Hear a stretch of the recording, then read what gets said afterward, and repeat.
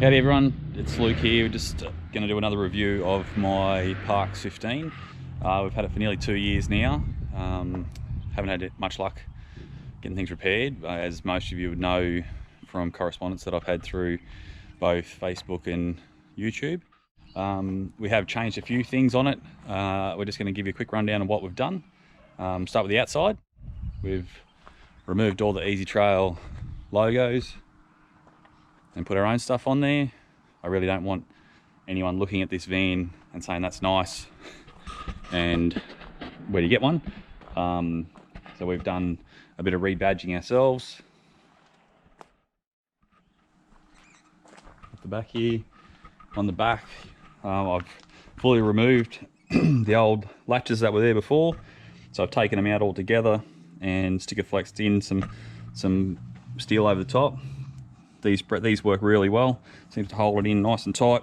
Doesn't move, doesn't let as much dust in as it did before.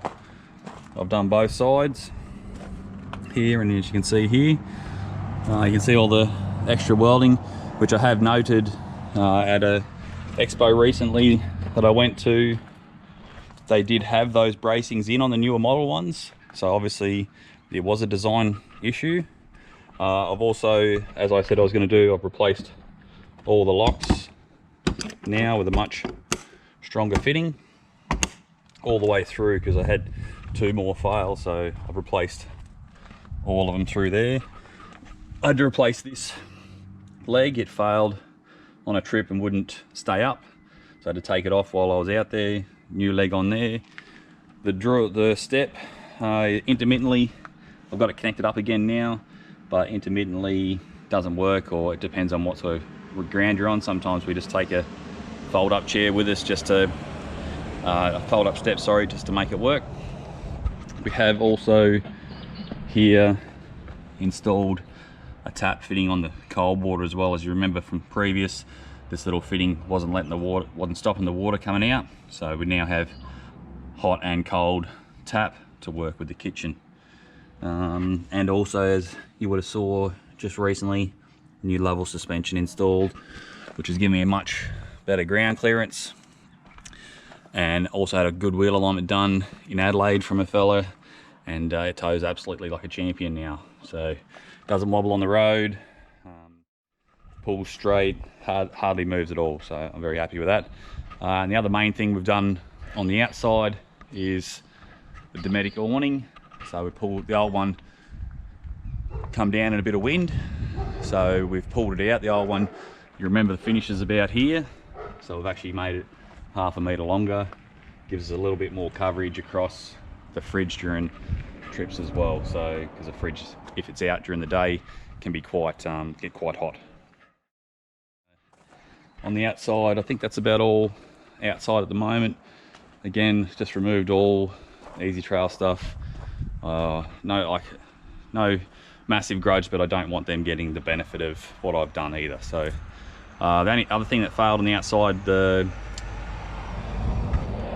toilet cartridge failed when we were on a trip. It was leaking, so I had to replace that when we were at Tumby Bay for Australia Day. Righto, I've popped her open now. We'll go inside, have a quick look at what I've done inside. Some's cosmetic stuff, some's functional for us, and some was required. So I'll just take you through some things that have failed. So first of all, the amplifier failed on the TV, which powers up the antenna on the roof. Didn't worry us too much to start with, because we didn't watch a lot of TV, and if the kids were somewhere and they needed something, we could put a movie on still. Then on a trip to Tumby Bay again, the TV itself failed, stopped working, had no sound a few times, and then it'd come back and then go. So anyway, we just replaced it. And I know a lot of these things could be warranty, but I just don't want to deal with them, so I would rather fix it myself and know that I've sorted it out. Other things we've done, a lot of silicon, a lot of these joins started to come apart while we're traveling around. I've velcroed these back on now, all the chairs. We've also, a lot of silicon around. There was a gap just here. I know it's probably dark, but that was actually leaking dust through there. Then all up underneath here, we'd have dust coming down through that. So sticker flexed all that together. I've replaced all the batteries. I didn't go with lithium just yet. I just went with 3 115 amp hour batteries, and that sort of has solved our issues with the batteries at the moment. Not much else in the back half here. We've just put a few bits and pieces of these things up here for a bit of extra storage all over the place, just because as good a layout as it is, once you put 4 people in here, there's not a lot of room for gear. So we have added a fair few little nooks for that sort of stuff. We've added a shelf here. Got that set up just for another shelf, and got the microwave permanently set up in here as well. So they're all things that we've sort of ticked around with. In the bathroom, not going to see a real lot at the moment, but we've re-siliconed pretty much every join, every trip, and you can see here, even since the last trip, it's coming off again, so I'll have to pull that up and redo it again. But basically every trip you do, you come back and you do a bit of siliconing and fix things up. Water's much better now that the pump's around the right way, so I'm happy with that. Not much else. I've just put a couple of little shelves up in here for the toilet roll, just to make things a little bit easier. So they're all sticker flexed on, couple more storage things, and also just things to make life easier to try and find where you are when you're in a hurry, or it's night time when you're setting up camp.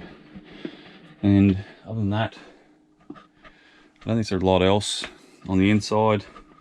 I did put a better fire extinguisher in.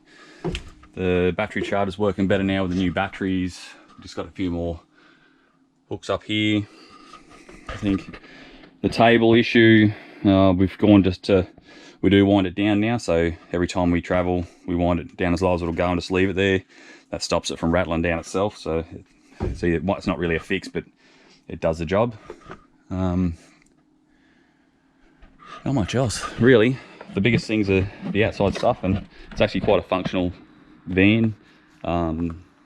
If you are still looking at buying one, I'm not going to say don't buy one, because the layout does suit some families and it suited our family.